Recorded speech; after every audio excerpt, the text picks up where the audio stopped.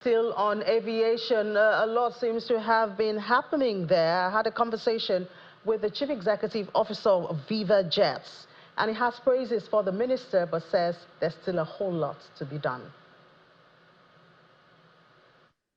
So the first step is having these conversations, right, and not having the conversations without truths, right?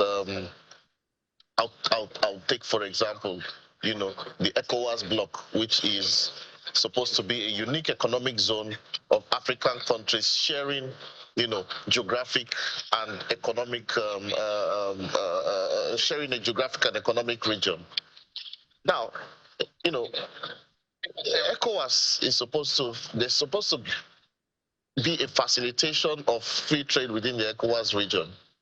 But as we know, even though ECOWAS is visa-free, today it is very difficult to move from end to end by air, right? And without expanding that conversation across Africa, just still focusing on region, right? If we could have governments come together and ask themselves one question: why do we need landing permits across our citizens have been promised free movement through the borders by virtue of their passports. Why do we need landing permissions from within ECOWAS landing member states? In our business, we've seen that this slows down the consumption because the change leaders who are responsible for accelerating the change we desire in Africa, they first need to move around. They first need to talk to each other, right? And without those vital interventions, it is quite difficult to talk about trade facilitation. You talked about landing charges.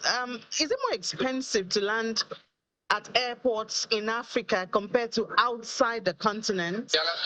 3 weeks ago, we operated a flight into Freetown, which cost us $1 for a Challenger 604, just for a landing and quick turnaround. Compare that to an airport as advanced as Paris or London, which is almost half the price. So it's difficult to explain which extra services, warrant but at the end of the day, that cost is passed on to the passenger, right? So there has been talks, of course, of trying to provide a streamlined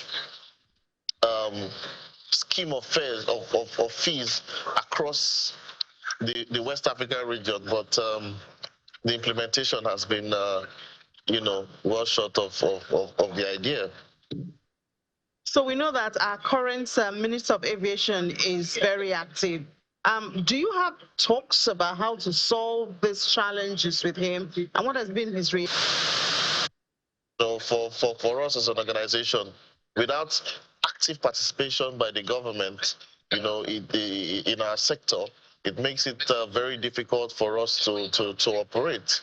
Our business crisscrosses across Africa, moving the change makers, the captains of industries from the most western part of the continent to the most eastern part of the continent, landing permissions, overflight permissions. These are some of the key things we have identified as barriers to trade in Africa. And of course, when we talk about the AFTCA, which was a major conversation here, I was particularly interested or participated in the conversations around the single African air transport market.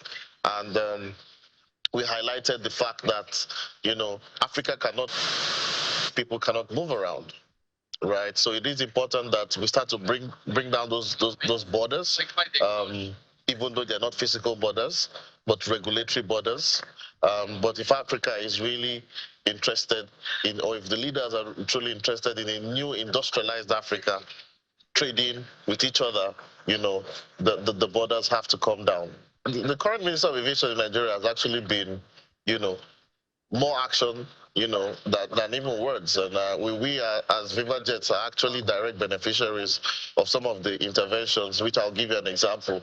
Prior to now, it was almost impossible to dry lease, an airplane from a foreign lessor, right? Due to the fact that in the past, when these leases go delinquent, recovering the airplane from the lessee, was usually a problem for the lessor.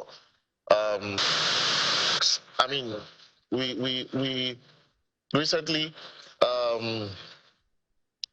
Nigeria, well, I mean, recently signed, I believe it's something called the policy direction, which, the minister championed end to end. To summarize, it's more or less a ratification of the Yamoussoukro, the Cape Town Convention, with regards to mobile assets such as airplane.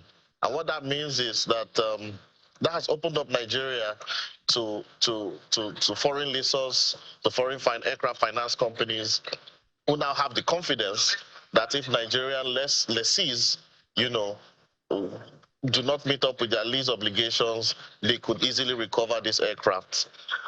So bringing that into our business, what that means furthermore is that an operator doesn't have to cough out in cash to acquire an airplane.